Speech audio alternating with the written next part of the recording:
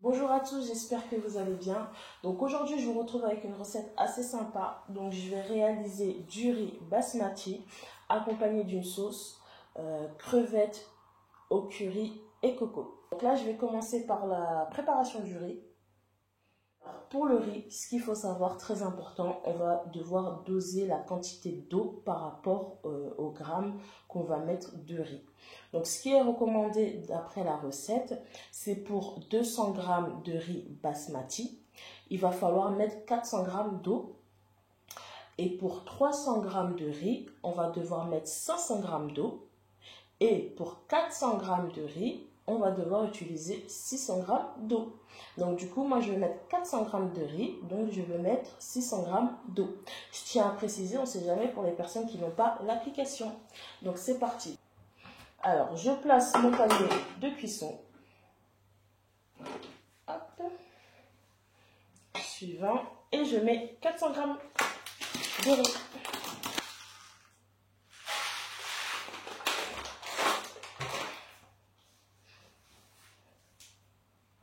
Suivant. Ensuite, il va falloir que je rince l'eau à l'eau froide jusqu'à que l'eau soit claire. Donc, rincer le riz. Et je vais devoir mettre 600 g d'eau. Suivant, mettre une demi-cuillère à soupe d'huile végétale. Une demi-cuillère à café de sel. Et franchement, je trouve que c'est vraiment sympa d'avoir des vidéos par rapport à la préparation du Thermomix parce que ça permet d'aider certaines personnes.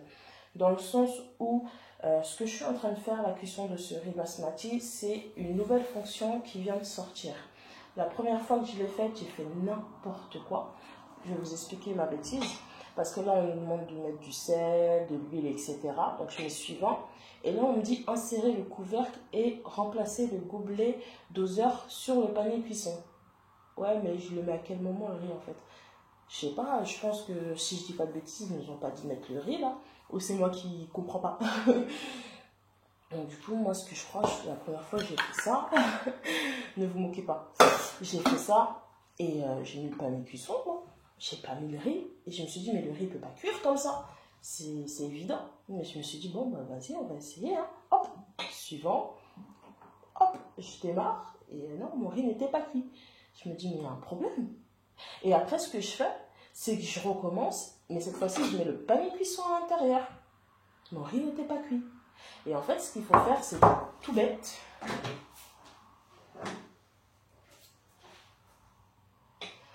Donc là, on va insérer le riz à l'intérieur.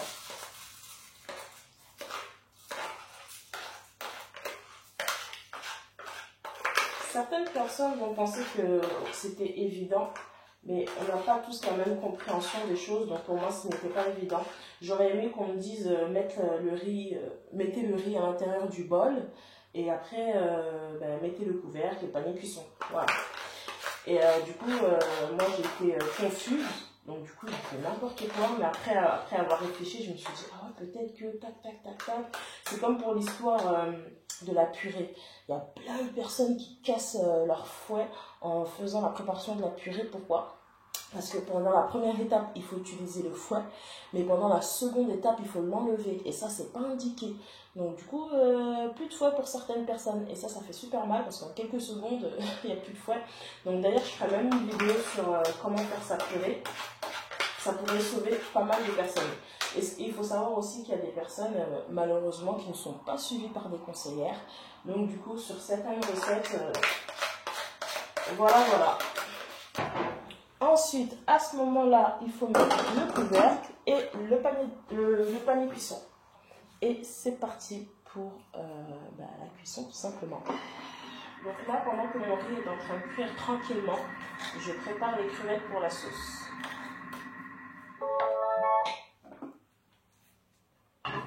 Donc la cuisson de mon riz est terminée. Donc là, on me demande de transvaser le riz dans un plat de service et bien mélanger à l'aide de la spatule. Donc regardez ce que ça donne quand on a terminé la cuisson. Et je vais mettre tout ça à l'intérieur. Donc là, on a vraiment un riz super. Donc voilà ce que ça donne. Un bon riz bien cuit. Impossible de rater la recette quand on suit les doses recommandées. Donc là, c'est parti pour la préparation de la sauce crevettes au curry et coco. Je vais commencer par mettre 150 g d'oignons coupés en deux, 2 gousses d'ail. J'insère mon couvert et pendant 5 secondes, vitesse 5. Je vais racler les parois de mon bol. Regardez comment ça a super bien haché mon oignon et mon ail.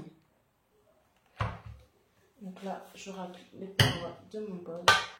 Je rajoute 20 g d'huile d'olive, 1 cuillère à soupe de curry en poudre. J'insère mon couvert. Et là, pendant 3 minutes à 90 degrés, vitesse cuillère. Ensuite, on nous demande d'ajouter 2 tomates pelées et concassées. Suivant, 3 pincées de sel à ajuster en fonction des goûts. Suivant, 1 pincée de poivre. Donc là, j'insère à nouveau mon couvert. Suivant. Et là, c'est pendant 5 minutes à 90 degrés, toujours vitesse cuillère.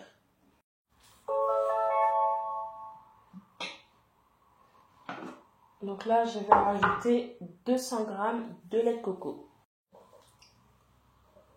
Suivant, mettre en place le varoma.